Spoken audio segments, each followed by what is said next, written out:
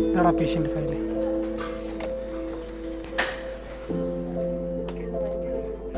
ഇതാരാണ്? പുതിയ ആളാണ്. ഓ, ഞാൻ ഒന്ന് പരിചയപ്പെട്ടിട്ട്.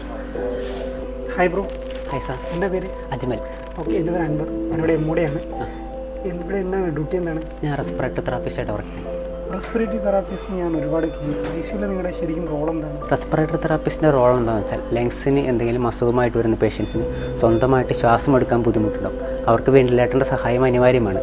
അപ്പോൾ അവരെ ഫുള്ളി നമ്മൾ അസസ് ചെയ്തിട്ട് അവർക്ക് എത്രത്തോളം വോളിയംസ്, എത്രത്തോളം എയർ അവർക്ക് വേണം, എത്രത്തോളം ഓക്സിജൻ്റെ അളവ് വേണം, എത്ര പ്രഷർ അവർക്ക് സെറ്റ് ചെയ്യണം, അതെല്ലാം അവരെ നോക്കി മനസ്സിലാക്കി കൃത്യമായിട്ട് അവർക്ക് വെന്റിലേറ്ററിൻ്റെ സഹായത്തോടു കൂടി അവരുടെ ലങ്സിലേക്ക് എത്തിക്കുക എന്നതാണ് പ്രൈമറി റെസ്പോൺസിബിലിറ്റി ആയിട്ട് നമ്മൾ റെസ്പിറേറ്ററി തെറാപ്പിസ്റ്റിനുള്ളത്. ഈ ഐസിയു നഴ്സുമാരെന്ന് പറയുമ്പോൾ ഫുള്ളി പേഷ്യൻസിനെ പരിചരിക്കും. എന്നാൽ റെസ്പിറേറ്ററി തെറാപ്പിസ്റ്റ് എന്ന് പറഞ്ഞാൽ ലങ്സ് സംബന്ധമായ അസുഖങ്ങൾക്ക് എങ്ങനെയൊക്കെ ട്രീറ്റ് ചെയ്യണം, എന്തൊക്കെ ഡിവൈസസ് ഉപയോഗിക്കണം എന്നുള്ളതിൽ പ്രത്യേകം സ്പെഷ്യലൈസ് ട്രെയിൻ ചെയ്തു വരുന്ന പേഴ്സണാണ് റെസ്പിറേറ്ററി തെറാപ്പിസ്റ്റ്. ശരിക്കും ഐസിയിൽ മാത്രമേ നിങ്ങളുടെ റോളുള്ളൂ? അല്ല, ഐസിയുവിൽ മാത്രമല്ല, ഒപിയിൽ നമ്മുടെ സേവനങ്ങളുണ്ട്.